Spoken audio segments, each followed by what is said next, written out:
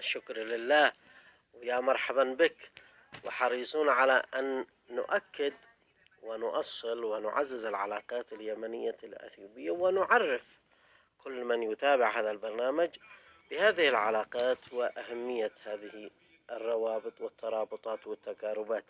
ماذا تعرف عن العلاقات اليمنية الأثيوبية؟ بسم الله الرحمن الرحيم. الحمد لله رب العالمين، الصلاة والسلام على أشرف الأنبياء والمرسلين نبينا محمد وعلى آله وصحبه أجمعين.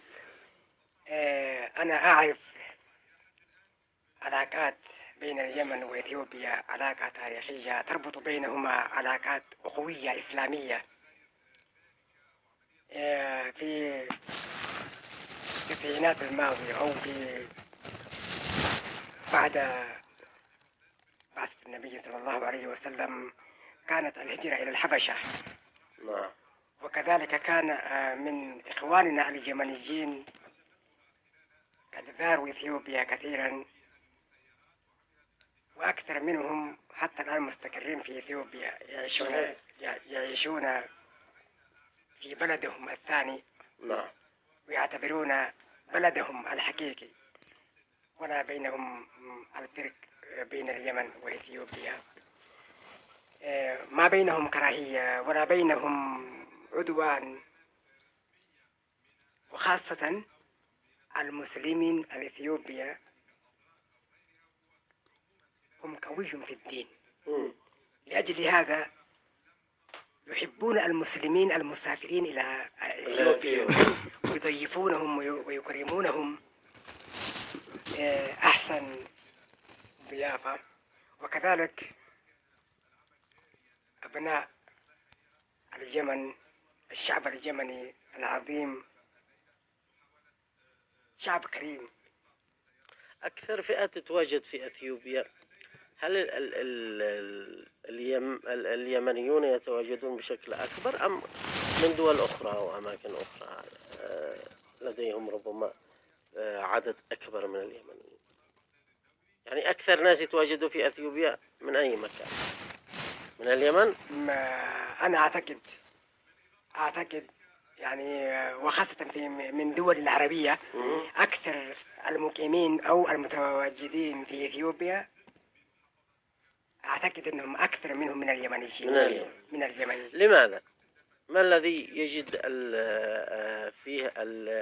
يجد اليمنيون في أثيوبيا من أجل أنهم محبين لهذا التواجد ويتواجدوا بشكل أكبر وباستمرار؟ إيش في أثيوبيا؟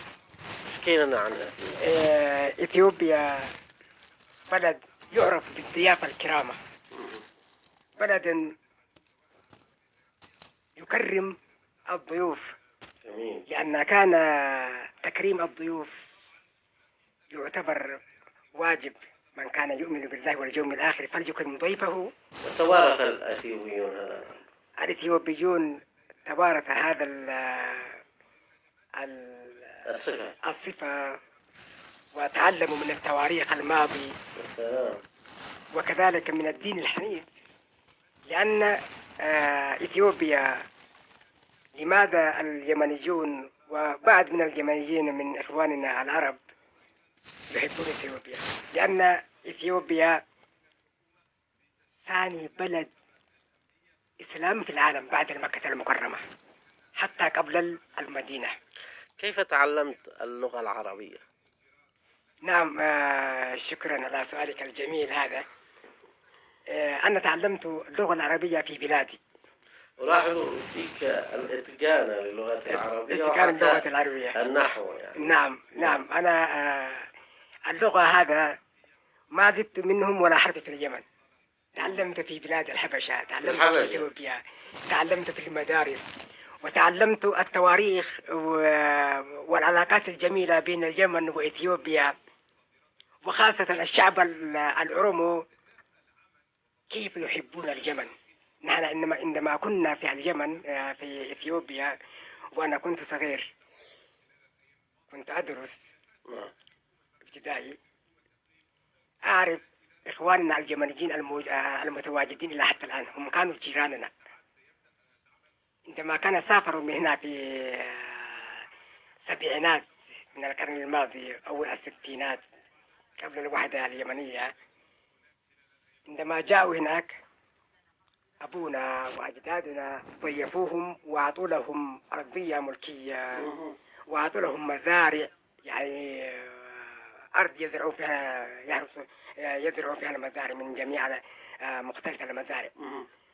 وبعد قرار من الرئيس الإثيوبي منجستو ويلمارم الخروج من إثيوبيا، بعدهم خرجوا من إثيوبيا. لكن قبل الخروج هو أبوه تزوج من عندنا، وبنته اللي كانت سافرت معه من اليمن إلى إثيوبيا تزوجت واحد من أكبر قبائل هكذا. يعني في علاقة نسب في علاقة ونسب. أيوه. وبعد ما خرج أبوهم وإخوانهم اللي سافروا من اليمن إلى الحبشة، عندما رجعوا إلى اليمن وهي بقيت. نعم. ماذا درست؟ إثيوبيا. إيش درست أنت؟ أنا درست الحاسوب. ممتاز. يعني في أثيوبيا. والشريعة الإسلامية، متخصص شريعة الإسلامية. في أثيوبيا. في أثيوبيا نعم. إلى أي مرحلة درست؟ أول عام، أول سنة الجامعي. أول سنة. ولم تكمل؟ لم أكمل.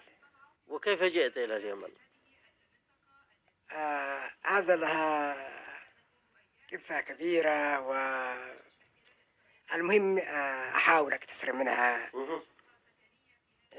أنا كنت طالب ذاك اليوم في إحدى الجامعات متخصص باللغة العربية.